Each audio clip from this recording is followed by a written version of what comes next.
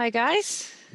Hi. As you can see, we are talking to the Technocamps team of excellent women. So we're going to chat about computer science and women in computing, computer science. So how did you all end up here working for Technocamps? Let's have a chat about that. I'll start. Okay. So I did maths and further maths at school, and I really thought that was what I wanted to do. And in my head, I was very much, I'm going to go and do a degree in maths, and didn't even think about any other options. It was what I was good at. It was what I knew. I was like quite happy with that. But it was at a university open day that I saw a talk on computational thinking. And that was sort of the initial thing that got me into it. And I thought, actually, that's really interesting because it's still the mathematical way of thinking and using sort of the logic, but applying it. And that was really what got me into it. And from then I then completely changed my application and rewrote all my UCAS applications to then apply for computer science rather than maths. Oh, excellent. A computer science degree, and I haven't left Swansea. I'm still here. Me, I did a MVQ level 3 about 24 years ago now in information systems design and programming. Right. Okay. That was kind of my first doing webs. I was doing JavaScript and HTML and CSS, and we were doing it for a 6-month trainee program. And they said, once you've got that, you can go out and get a job anywhere in computing that you want. And I went, oh, brilliant. Could I get a job in computing? No. So I then had my little girl. And when my little girl was about 4 or 5, I decided it was time to go back to work. And I was looking for teaching assistant jobs to be around her so that I could put her in school and I'd be there when she was off.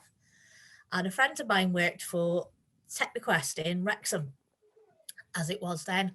And she encouraged me to apply for a job there as a science coordinator, a science delivery officer. So I applied, started working there, and they did all the Lego Mindstorms and Lego We Do and programming in schools.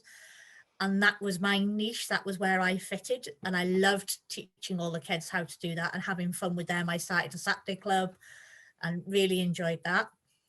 And I got to know some of the lecturers at Glendale University, and they encouraged me to go and do my degree. It's something I'd never, ever thought I would ever do. So I decided, okay, I'd start my foundation year. So I did 4 years, finished my degree. And when we got to the last year, Technocamps project started in Glendale, and they came over to Technoquest and asked, would there be anybody who'd be interested in taking the roles? And my manager put me forward for it. So I started working for the university with Technocamps, finished my degree, and I'm now doing my PhD and continuing to work for Technocamps and doing my teaching qualification at the same time. Busy lady. Busy. So it was a bit of a role to get there, but I eventually got to do computing and teaching people what I enjoy doing myself. So, but it took a long time to get there, but it's something I'm glad I did, and I love doing it. But 2 totally different paths into it as well, as you can see. So it's like there's not one rule, is there, to get into a degree or get into the subject area. Okay, so as women, we are all women, hopefully. What have you found you've sort of come up against any barriers or any issues of being like a woman in the science industry or the science workplace or the computing workplace? Has anyone come across anything? I think sometimes you can be pigeonholed. Mm-hmm. So they'll put you in a box. That's the one thing I will say, is that there's a huge assumption sometimes that, and especially so my role within Cardiff University is a little bit different. So of course I work with Technocamps, and there's a lot of outreach, and it's not unusual that we do have quite a lot of women on our outreach team. And we have a lot of women in Technocamps who go out and deliver. So I don't think that's necessarily unusual, but it's kind of the box that you get put in. And the other things I do are around employability and placement. And there's an assumption that because I tend to do the non-technical subjects and I tend to cover them, that somehow I'm not technical. And I have to remind people constantly, I can code, I do code. Yeah. you know, and that sometimes is, I think the issue is that they will put you in a box. And surprisingly, you do hear comments like, oh, we need more of the softer subjects. I hate that phrase. And they usually mean anything that's related to businesses, modeling, that kind of thing, because that would appeal to girls. And the idea that if I put something business related into something tech, it will automatically appeal to girls and women is unbelievably offensive. Yeah. But it happens all the time. I mean, they look at qualifications and they'll do that same kind of thing. Oh, we'll put some business in it, it'll appeal to girls. Well, actually, no, girls and women actually can be interested in computer science because it is a creative industry. And, you know, allowing girls and women to explore that creative side. Again, there's an assumption that you've got to be really good at maths to be good at computer science, which again is completely rubbish. So I think that's my biggest issue as being a woman in this industry, is that idea of being pigeonholed, put in a box. Okay. Who's worked in industry before sort of coming to Technocamps? Okay, so what experience have you had in industry directly as a woman, do you think? First of all, they kind of, I mean, like especially the number of women to men ratio is very less in the industry, even now. I mean, I joined industry in 1999, and I've been there until like a few years ago. So it's like been 18, 19 years. In all my time, there hasn't been any single company or project, even though I've worked with big companies. The projects usually have either one or two women, where you have at least 6 or 7 men in there. And because of that, what happens is, first of all, the competition is way too high. Smaller projects, what happens, men tend to actually dominate. Even though you do more work, they kind of give you more work and get away with not doing it because you can't talk back, because they are the people who are dominating at the moment. And then there has been situations where, especially one of my friend, she has the qualifications to become a manager. And what happened, the reason that they gave her to not promote her was that she has a kid, and she would actually take more time to take care of the kid, and because of that she wouldn't be able to concentrate more on the calls that she had to attend overnight, because we are a multinational company where we were working. So what happened was she would have to actually take so she had to take calls at night, which they thought she wouldn't be able to do. We'll have So to that edit was this the a bit. reason. Yeah, so that's like a mega issue about women and childcare and, you know, being a career person but also wanting a family. That's a major influence, isn't it, on what It's happens? stereotyping. It is, because she's the hardest working person I've ever known, and just because she had a child and and an aging parent to take care, it wasn't the right thing to say. I mean, now you may not be able to even say it, but like 6 7 years ago, you could get away saying something like that, and it was all right. I'm not sure if it's still all right in India, but elsewhere you can't get away with that. But I know that when I did physics, because my degree's physics, so I did physics, there were 3 girls in my physics class at A level, and then it was sort of 20-80 split, girls, boys, in the lectures at Cardiff University, where Catherine works as well. So yeah, it was quite daunting, and I generally didn't have much confidence in myself doing that course. So what advice would you give to girls who want to go into STEM subjects or want to go into computing now? Any sort of experiences that you could give that would help give them that bit of confidence? I've got to be honest, even though, you know, you do sometimes get pigeonholed, and I'm not entirely sure that's a women's issue. I think that sometimes is an issue anyway in the workplace. If you show you're good at something, there is that assumption that you're only good at that. And it's understanding that there's a range of talents that you can have. But there's something kind of quite empowering about being a pioneer almost, and that's the way. And it's rare that you get that opportunity to be a pioneer in a field, but I think when you're a woman in computer science, you do get that opportunity to be a pioneer. So even now, I mean, 20 years, well, 20 years, more than 20 years ago, in 88 I did my BTEC, in computing, and there were 2 girls on the course. And then my daughter did her BTEC 20 years later, and there were 2 girls on the course. And I thought, I can't believe that so little had changed in 20 years. But at the same time, there's that opportunity. So that's that. Don't be afraid to be that pioneer. Don't be afraid to be that person who does stand out, because you don't get many opportunities to do that. But in computer science, you still can. So it's almost like using that that poor gender diversity in a field to your To your advantage. advantage. Yeah, definitely. So rather than being put off by the fact that there's not many girls in computer science, go for it. Think, I'm going to be one of those. I'm going to be one of those pioneering women in a field. So that's my advice, is don't, go out there and take that as an opportunity, use it as an opportunity rather than a disadvantage. Yeah, I like that. I like that. What do you think?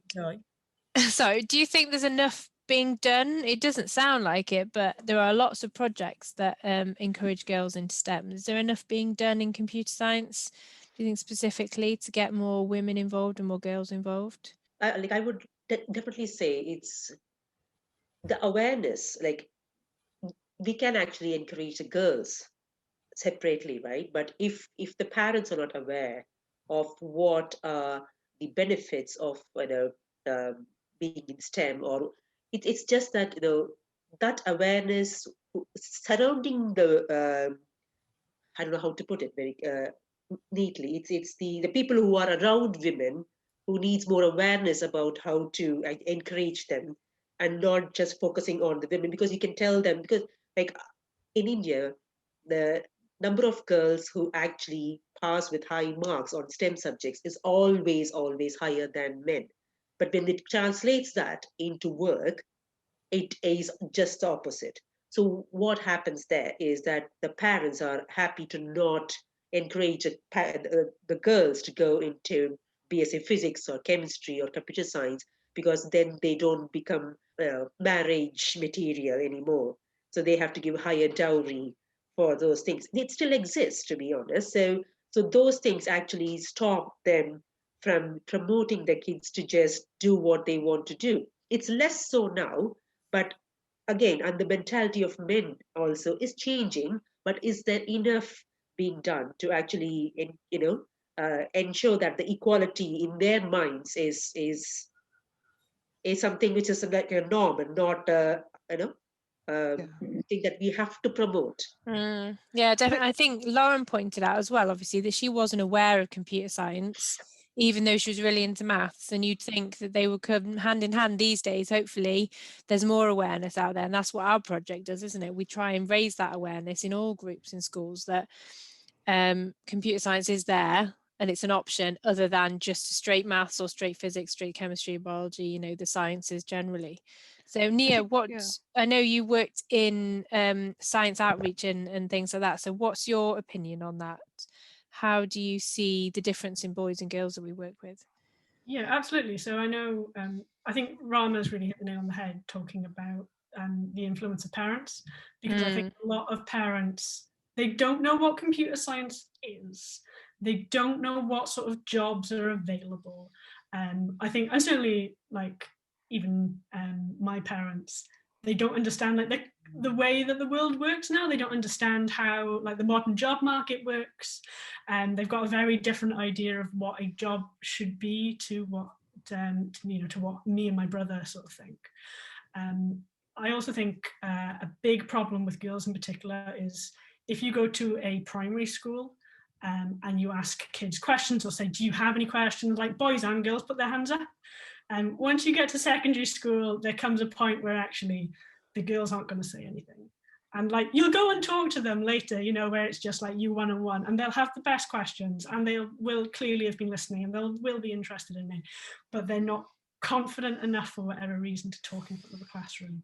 And yeah, I think that's it's a really difficult problem to solve if you're a teacher or if you're doing outreach and you've got 30 kids, and it's difficult to focus on that, the 1 or 2 quiet girls in the back who you think would be really good.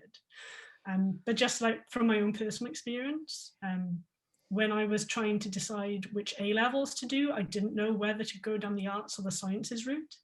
And my maths teacher, who I was terrified of, came up to me and said, you are going to do A-level maths and you are going to do AS further maths. And I was so scared that I said yes. And it's the best bit of advice that I've ever had. Like, Oh, that's good. Yeah, I've never regretted it. Yeah.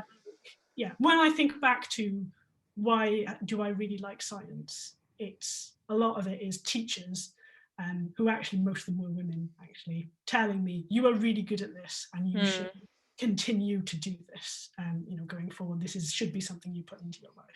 Yeah, I think that's what we need, and we need the role model thing is a real important I think it thing. is a really important thing, and but I think the other issue we've got is the people who are trying to solve this. It is a problem, and then you've got people who are trying to solve the problem, but the people who are trying to solve the problem are men who think they know what women want. And that is a massive issue for me. It's a massive issue when you've got the people who are designing qualifications for computer science, for the science subjects, are men, but they're trying to put things into those qualifications that they think will appeal to girls rather than actually getting girls involved. And it's one of those things, like when you get to university level, for example, and you're looking at individual modules and subjects, you can involve the students more in module redesign. And I think we don't involve kids enough in qualification redesign. So if we're going back and we're designing qualifications and we're designing them with the idea of appealing to a subset of the, you know, of the school, then we need to get those involved. You know, we shouldn't be designing qualifications for girls without asking girls what it is that appeals to them about computer science, or what is why do you not like it? And one of the common reasons you get when you ask why don't you like it is this massive assumption that to be good at computer science you need to be good at maths.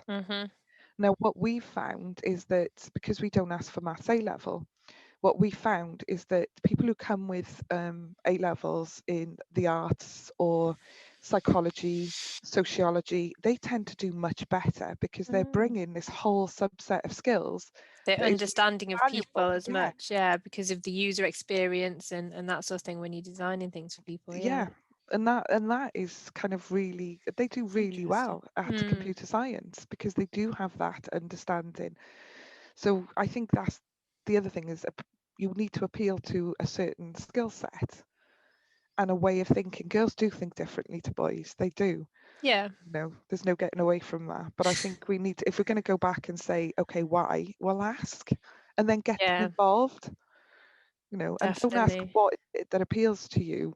Ask, why are you put off by this? What part of computer science makes you scared? Yeah. Okay. How do we address that? Right, let's get asking that question more. Yeah.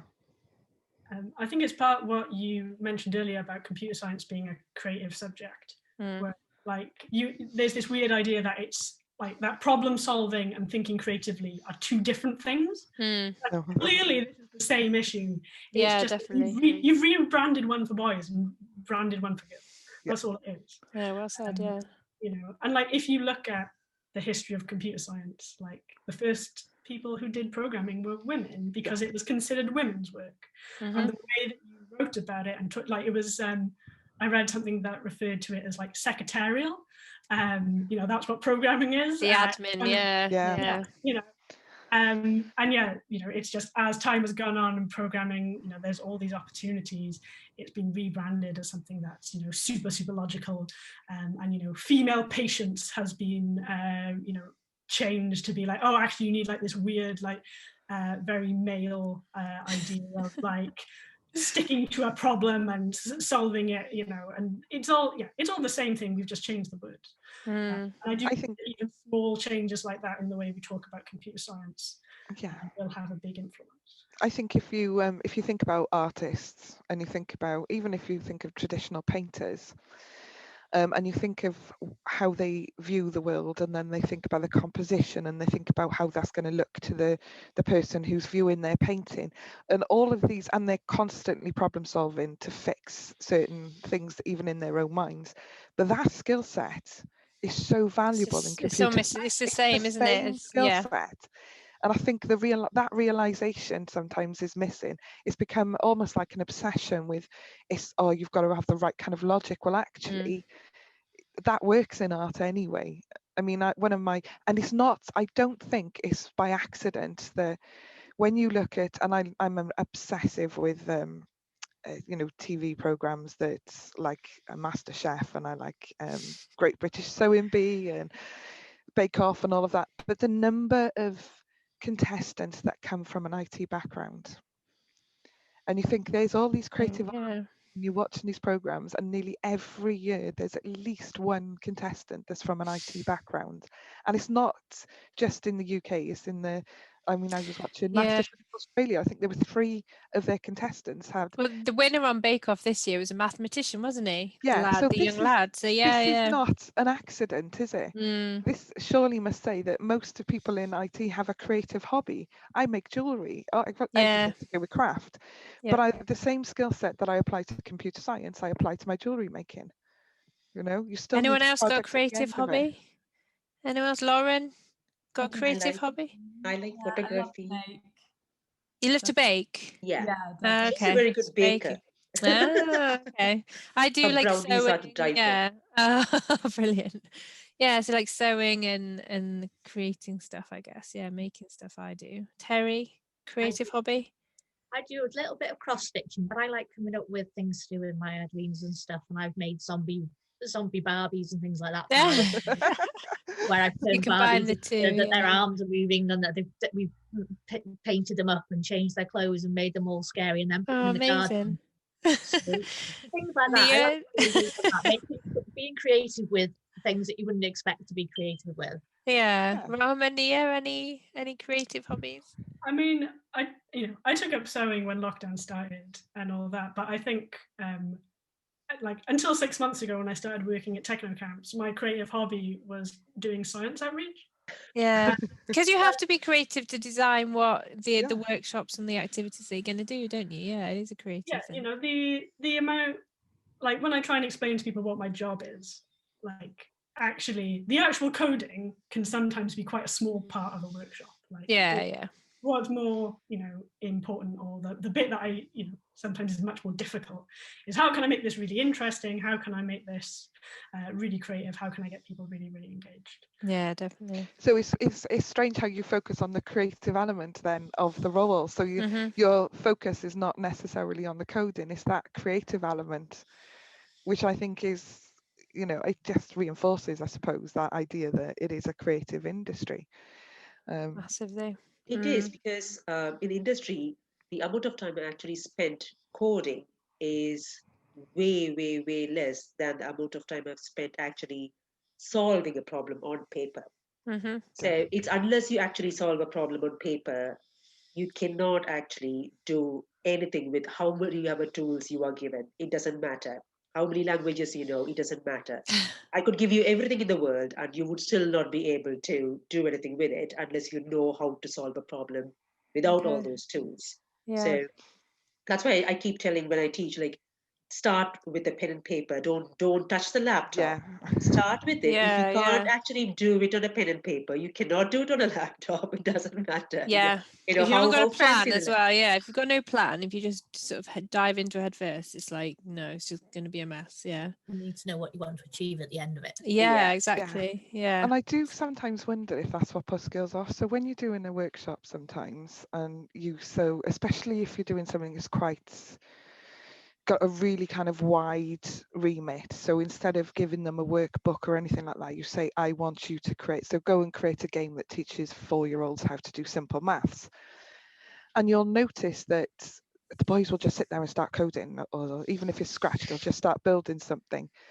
And then I think that can sometimes put the girls off, because they're thinking, I don't know, I'm not doing that. I'm not, Whereas the girls will sit down, and what you actually want them to do is get the pen and paper out. Do the plan, So we started, one of the sessions that we do with Technocamps is the first one when you're introducing Scratch and coding. Instead of sitting at a computer, it's a workbook that gets them to design the logic behind their game. It gets to design, and that I tend to find tends to get the girls more involved, because then they know the following week when they're all sat there at the computer, they're all sat there because we've forced them into that.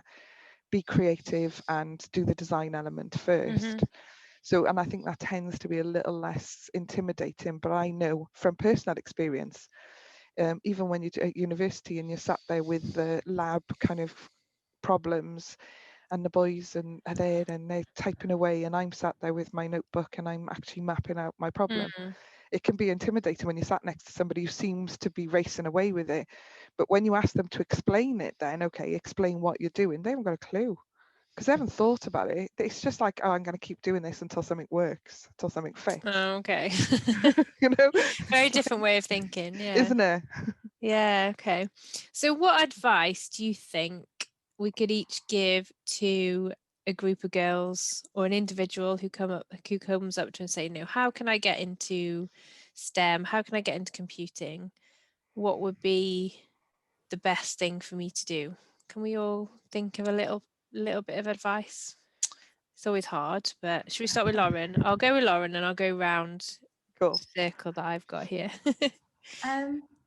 Yeah, it's a hard one because I think sort of if it's someone that's already maybe interested in it, that sort of side of advice is almost you kind of just need to tell them just to go for it, I think, more than anything. But I think the other side of it is then the people that maybe aren't so interested. One thing I really found was when I was coming to the end of my degree and I was starting to look for jobs, the amount of jobs that I was looking for that weren't typical, just like a graduate software engineering job or a graduate computer science that was predominantly sort of coding.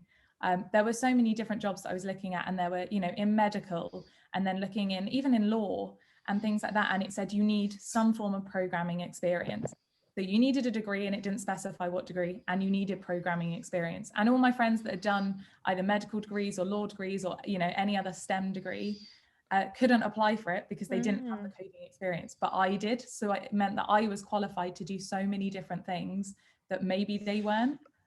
So that's sort of my more advice, is that it's looking at the sort of the bigger picture of it, and actually in so many different industries you need to have some form of programming experience. You need to have that way of thinking of the problem solving and the creativity that we've spoken about, and that definitely considering computer science and more sort of but don't sort of be shutted off to other things. So it's not just computer science, it opens up sort of a world of other things.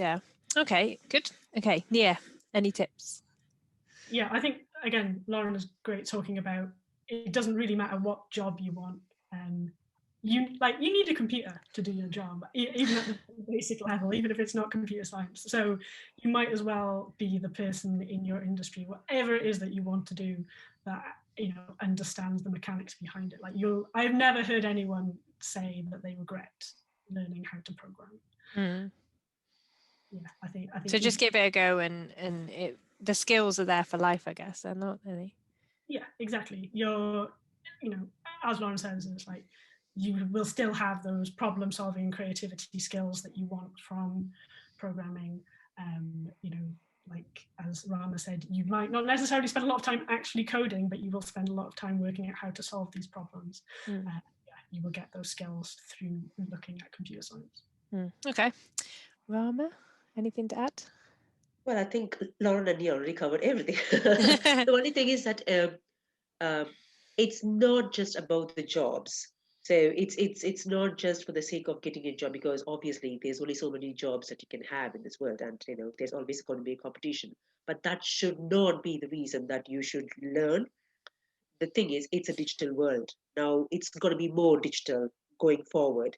So the only way that you can actually feel like an equal is if you actually ensure that you're capable of handling that with the knowledge that you gain from these things. And that means that you have to learn a little bit about programming, more about problem solving, and any other topic of your choice. It doesn't have to be necessarily physics or chemistry. Anything, you will still apply computing in one form or the other.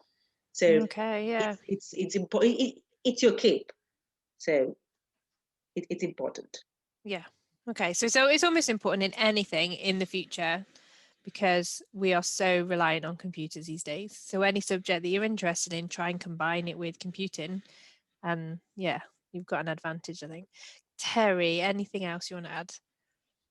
I think they've covered it. Everything, Lauren. Catherine, I've added the bit that I had in my head.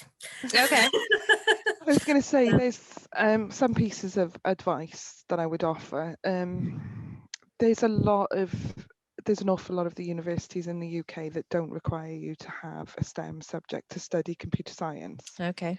Ours don't. So I would say, and I've said this time and again, I've said it in Open Days, UCAS Days, and I said, do your A-levels is your stepping stone to get into a degree. So do something that you absolutely love. Don't think And that do well in what you love. Yeah.